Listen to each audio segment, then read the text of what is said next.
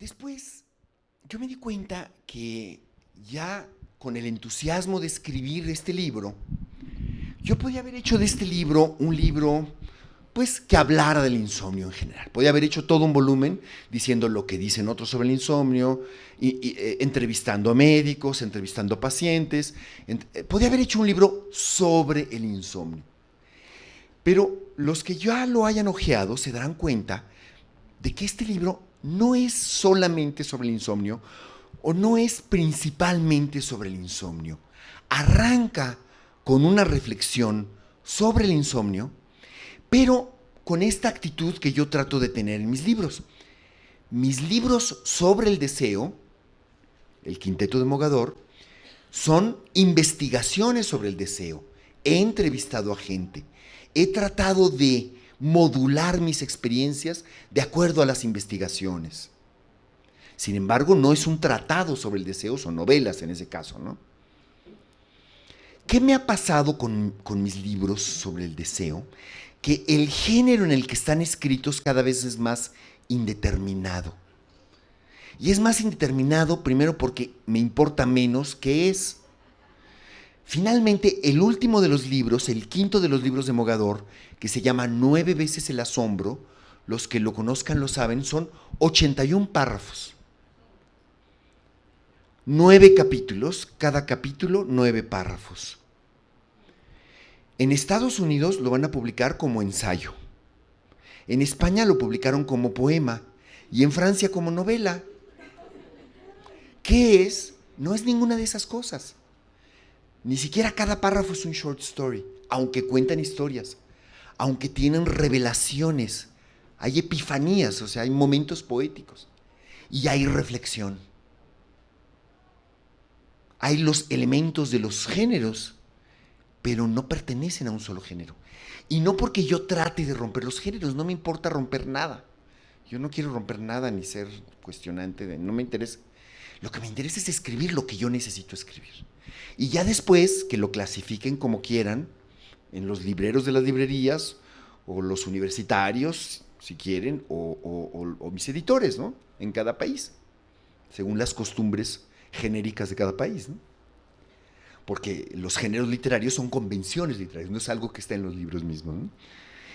Y entonces, ¿qué sucedía con este libro? Que yo no quería que fuera un ensayo sobre el insomnio.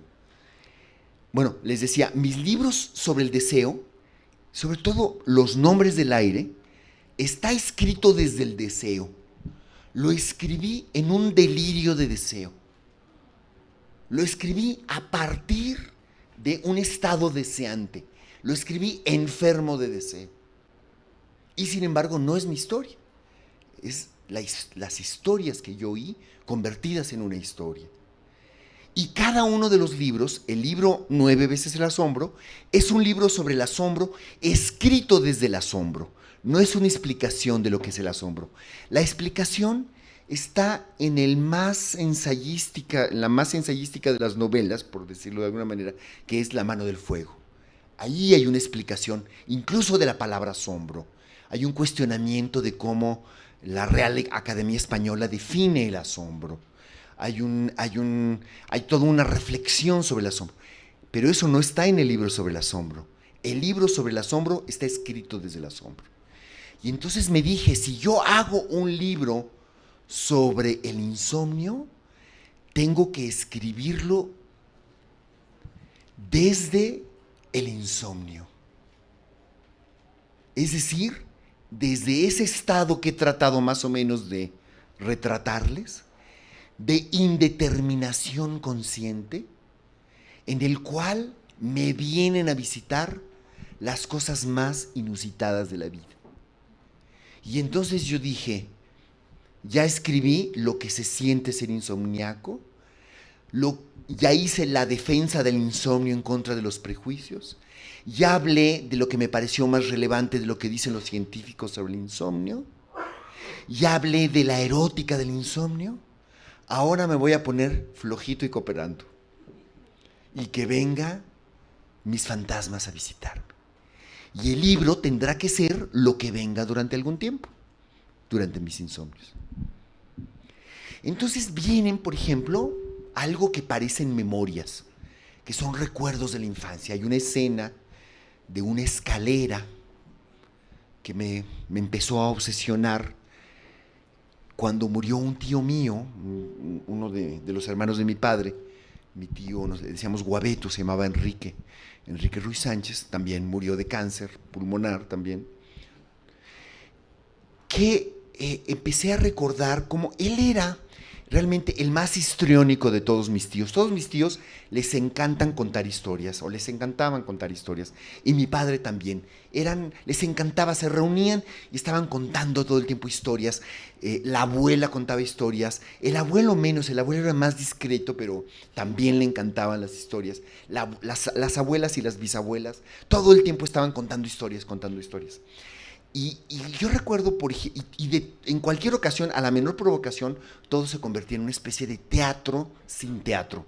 Por ejemplo, el reparto de los regalos de Navidad era uno de los tíos, no es que se disfrazara de Santa Claus ni nada, sino que se ponía a decir cosas y a contar cosas y a hablar de quién era el regalo y para quién era, de tal manera que se convertía en una especie de adivinanza, pero era muy divertido.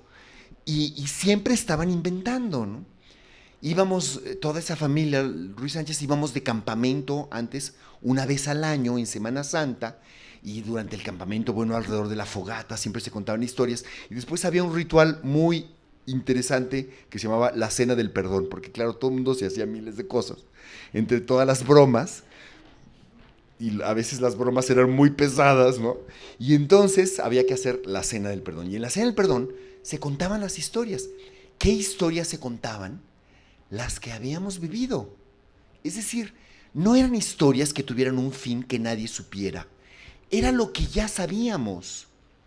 Lo importante no era cómo iba a terminar, sino cómo estaba contada, cómo estaba modulada por el cuerpo de la persona que lo contaba. Cuando a mí me han preguntado de dónde surgió mi deseo de ser escritor, la verdad es que no nació porque yo pensara que era muy bonito tener libros. Nació por el enorme placer de escuchar historias y de contarlas. Nació por eso, el placer engendrado en la familia.